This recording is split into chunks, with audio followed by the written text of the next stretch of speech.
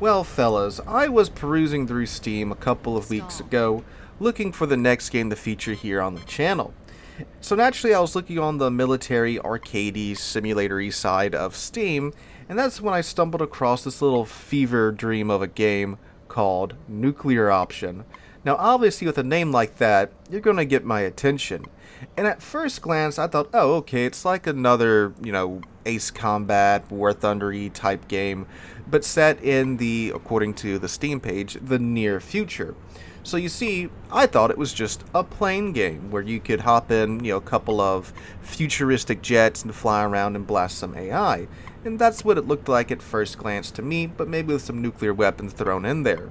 So I downloaded the game, and I was not prepared for what was all included in this game for, mind you, the very, very low price of $17. Now, the game is still in early access, so new features are being added in as we speak, obviously. And apparently, I had downloaded the game after a pretty major update, which added in some new features. So anyway, the game is developed by Shockwave Studios, which is a very, very appropriate name for the dev team behind this game. So, when I downloaded the game, I played a couple of the tutorial missions, and then I got into the game itself.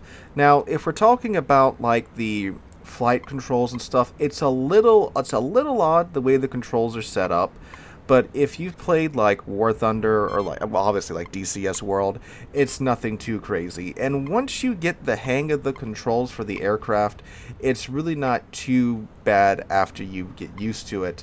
So you got a little bit of a learning curve there with the way that the controls are set up, but not so bad after that. But anyway, hopped into the game and I realized that, oh, this isn't like, most modern games, if you will, or most of the games that we normally feature here on the channel with a lot of the free-to-play grind stuff. It is just a wonderful little sandbox game where they have a couple of, well, not a couple, more than a few pre-made missions that you can go in and just try to do your best in and have fun with the aircraft and the mission objectives that they have. But you also have the ability to make your own missions and make your own scenarios, and you can do a whole hell of a lot with the mission editor that's included in this game. So it's more of a sandboxy game in my mind that you can, again, just have these huge battles and stuff that you want to have, happen. Like, when you're like 5 years old and playing with your toys and envisioning these huge battles in your head, you can make that happen here in Nuclear Option. And there's ground units too. You can't control them yet, at least at the time of recording. I don't know if they have any plans for that in the future, but you can set up these huge ground battles or navy battles with the ships that they have included at the moment. But there's a whole lot you can do. Like one of the modes that I played a great deal of was it carrier conquest or carrier combat or whatever. You have two carriers, and one's the enemy team, one's your team, and you're trying to sink the other team's carrier. And despite just getting shot down time after time after time after time again in that mode, I had fun playing it, trying to sneak around and get to the enemy team's ship and try to sink it as fast as we could. On top of that as well, of course, there are nuclear weapons in the game. You can just strap like 2 or 3 nukes to your fighter jet and just take off and just go, try to nuke the enemy team. So it is pretty realistic when it comes to, like the physics and stuff. Your pilot can black out.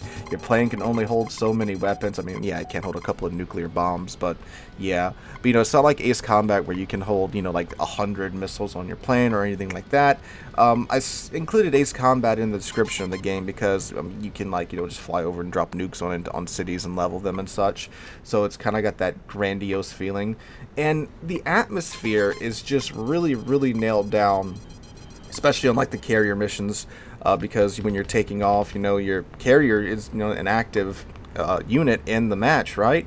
So like it's launching its own missiles, it's intercepting missiles, and all this is happening naturally as you're taking off from the carrier. And even as you're taking off, there's other AI that they're taking off, they're making their selections in the menu screen, because there's a whole economy system in the battle.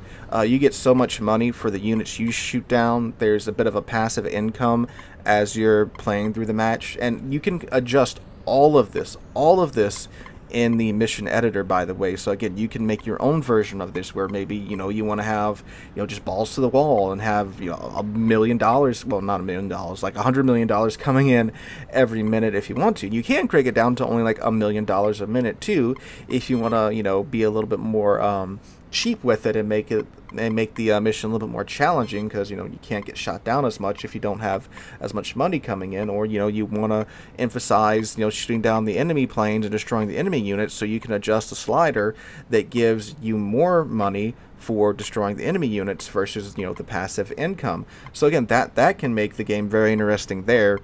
And again, it's all up to you. So, like I was saying, anyway, yeah, it's like the enemy, the friendly AI, they're making their selections in the menu screen. They're popping out with their planes, so they're getting launched on the carrier at the same time as you. And it just makes you feel like, you're part of the battle naturally. And it's a very cool thing to see that happening, naturally. It's not scripted or anything like that, which can lead to some very cool moments in game. Also, too, the music for this game friggin' rocks. When you take off, I'm not sure exactly what triggers the music, but when you take off the first time, you get some really cool tunes going. And when I would take off with like nuclear weapons attached, you get a really cool bit of music. I'm not sure if it's scripted to do that or if it's just coincidentally happening. But either way, the music is very, very cool. And it's not really the music you would think would go with, like, oh, I'm about to go, turn this city into ash in the background, right?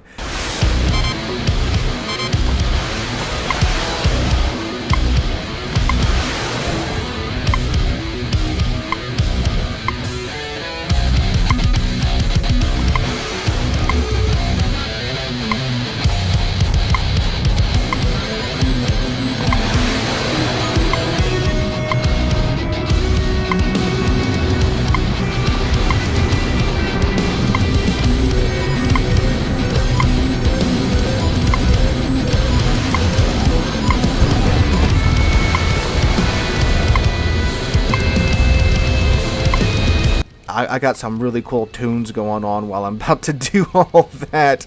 So, yeah. As far as the planes go, you've got like this dinky little prop plane, which is surprisingly fun to play. You've got like a futuristic F-18, then you've got a futuristic kind of blend between an Su-57 and an F-22. Then you've got an attack helicopter. I don't really know what it's modeled after. Then you've got a couple more planes that are more out there as far as like futuristic goes. You got a plane that's an electronic warfare plane, and then you got, I believe there's a stealth drone in the game as well. So, and again, more stuff's being added in over time, because again, it's an early access game, but it's really, really fun. In today's modern gaming world, there's such an emphasis on trying to, get players to just sink hours into your games by making them really, really grindy, like War Thunder and like War of the Tanks, or having, events running all the time to get your players to, come back to the game and stay in the game and such. It is just such a breath of fresh air to get a game that's just, hey, here's what we have, go have fun. You have all these planes unlocked. You don't have to do any grinding at all to unlock these planes.